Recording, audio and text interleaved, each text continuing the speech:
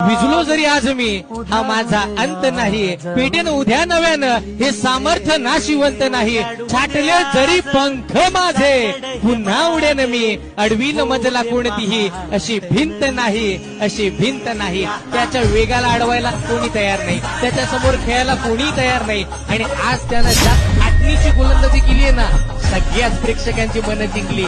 तोच गोलंदाज मैदानाच्या आतमध्ये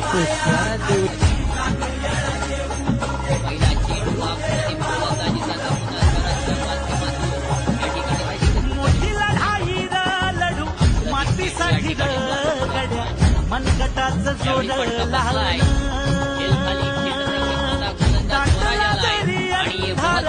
एकजूट होऊ आज दिवा देऊ तेज धावलं.